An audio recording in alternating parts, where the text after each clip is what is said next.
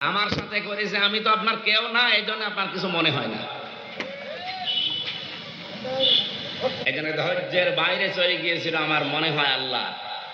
এই জন্য আল্লাহ নিজে প্রতিশোধ নিয়েছেন। ফালাম্মা নাসুমা যুক্কিরু বিহি ফাতাহনা আলাইহিম আবওয়াবা কুল্লি শাইইন হাত্তা ইযা ফারিহু বিমা উতু আখাযনাহুম বাগতাতান ফাইদাহুম মুবলিসুন। আল্লাহ তাআলা বলেন, যখন তারা আমার নির্দেশগুলো ভুলে গেল, তখন তাদের উপরে আমার যত বরকতের দরজা সব আমি খুলে দিলাম, আমার রহমতের দরজা। খেয়াল করেছেন, আল্লাহর বিধান যারা ভুলে যায়, তখন দুনিয়া তাদেরকে দিয়ে দেওয়ার জন্য যত বরকত আছে সব আল্লাহ তাদেরকে দেয়। নাজ নিয়ামত, ক্ষমতা, টাকা পয়সা, পাওয়ার, প্রতিপত্তি সব আল্লাহ দিয়ে দেয়। ঠিক তাই করেছিল। 15.5 বছরে আল্লাহর কোন বিধানটা তারা বাকি রেখেছিল বলেন? প্রশ্ন করতে পারেন যে মসজিদ বানিয়েছে, কিসের মসজিদ বানিয়েছে? নিজের টাকা খরচ করে মসজিদ বানিয়েছে, সব সৌদি আরবের টাকা। কিছু জালেম নামে আলেম ছিল, আলেম নামে জালেম, এগুলো 5 আটা গোলামি করত, আর ওকে নাম দিত হজরত। ওকে যদি কেউ নাম দেয় যে হজরত শেখ হাসিনা, তাহলে আবু জেহেলকেও বলা লাগবে হজরত আবু জেহেল। কি কথা বলছেন এখানে?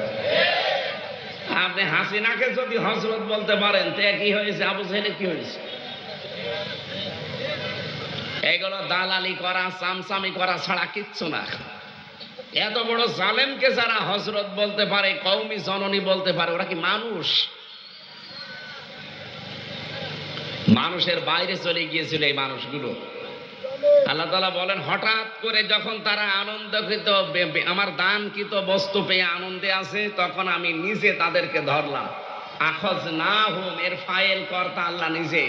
বাগতাতান, আকস্মিক ভাবে, যে দুপুরের খাবার খাবে সে সময়ও পাইনি। 45 মিনিট চেয়েছিল, তাও পাইনি। 5 মিনিট বলেছে আমি একটা বক্তব্য লিখবো, তাও দেয়। এর নাম বাগতাতান। এর নাম কি? আল্লাহ বলেন, আমি নিজে আকস্মিক ভাবে তাদেরকে ধরলাম। ফাইদাহুম মুবলিসুন, ওই মানুষগুলো হতাশ হয়ে গেছে। ওদের যে হতাশা, এখনো পর্যন্ত যারা বাইরে পালিয়ে আছে তাদের চেহারার ভেতরে আমি দেখে আসলাম।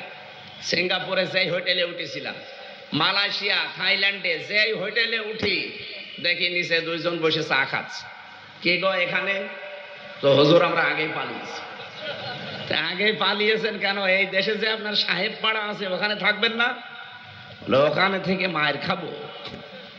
বাংলাদেশের জনগণ এখানেও আছে, যদি শোনে যে সাহেব পাড়ায় অমক এসে আছে, পিটিয়ে আগুন ধরিয়ে দেবে মেরে।